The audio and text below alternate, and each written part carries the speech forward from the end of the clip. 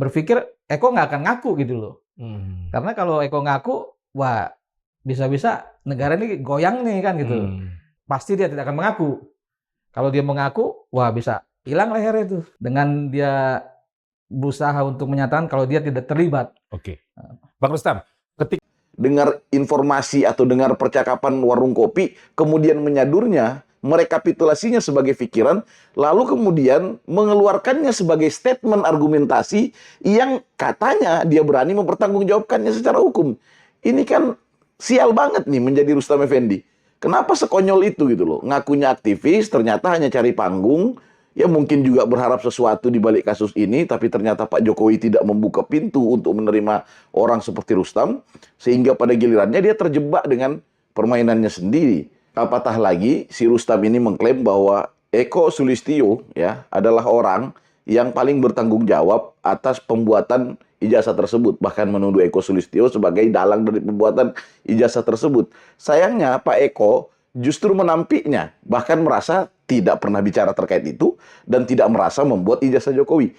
Walau beliau tetap memberikan kesempatan kepada aparat penegak hukum untuk terus melakukan pendalaman sebab beliau adalah orang yang sudah dilaporkan. Saya kira ini pukulan telak buat seorang Rustam Effendi ya. Dan pada penggalan video yang kita lihat viral di media sosial ini, Rustam seperti mau memaksakan kehendak. Seperti mau menyesatkan publik seolah-olah Pak Eko ini menyembunyikan sesuatu. Ya, seolah-olah Pak Eko ini memang penjahat yang harus ngaku. Wah, gimana orang nggak bikin dipaksa harus ngaku bikin, gimana caranya? Rustam, Tifa, Roy, atau siapapun kalian ini beruntung. Kalian mendapatkan lawan yang orangnya pada waras semua. Ya, kemarin ada Profesor siapa tuh yang di Pasar Pramuka yang dituduh. Saya lupa, teman-teman coba ingatin. Profesor tersebut juga saya lihat waras menghadapi mereka. Begitupun dengan Pak Eko Sulistyo ini. Orangnya waras menghadapi mereka. Termasuk Pak Kasmujo yang menghindari Rismon kemarin, sehingga untuk segera menghabiskan percakapan yang tidak bermutu itu, Pak Kasmujo di balik pintu ngomong, saya bukan dosen pembimbing Jokowi. Ini cara menyelesaikan supaya apa? Supaya ayo nantilah ketemu di persidangan saja. Gitu loh. Nggak usah terlalu muluk-muluk bicara di media, ribut sana sini. Termasuk Pak Eko Sulistyo yang bicaranya, ya nanti saja kita ketemu di persidangan. Silakan, nanti di sana kan akan diurai, di sana tabirnya akan terbuka, dan kita akan menemukan kebenaran secara bersama-sama. Tapi Rustam Effendi seperti tidak mau terima itu. Bahkan seolah mau mengirim pesan kepada publik bahwa Eko telah berubah, bahwa Eko telah menjadi termul, dan mungkin seorang Eko Sulistyo telah berbohong atau mencoba lari dari problem ini. Ya apapun itu, mereka ingin memaksakan kehendak sesuai dengan syahwat dan keinginan mereka. Maksa banget si Rustam pada waktu itu. Dan paling sial itu adalah, dan paling konyol menurut saya, ketika dia mengatakan bahwa saya akan membela diri saya, siapapun saya nggak peduli.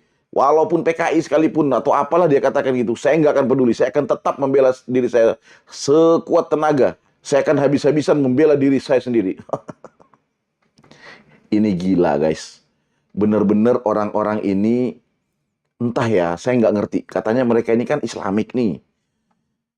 Pernah zikir nggak sih orang-orang ini? Sebenarnya kalau gini ya teman-teman ya. Ini saya belajar sedikit agama. Setahu saya zikir itu, ala bizikrillahi tatsmainnal qulub. Dan orang-orang yang mengaku paling Islam itu, dia pasti ahli zikir.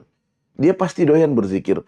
Nah, zikir itu membentuk pribadi kita menjadi tenggang rasa, menjadi rendah hati, tidak ego, ya, tidak sombong, dan ketika salah meminta maaf. Bahkan tidak sedikit orang-orang yang ahli zikir itu, walaupun dia di pihak yang benar, dia yang minta maaf. Tuh, kelas orang-orang seperti itu.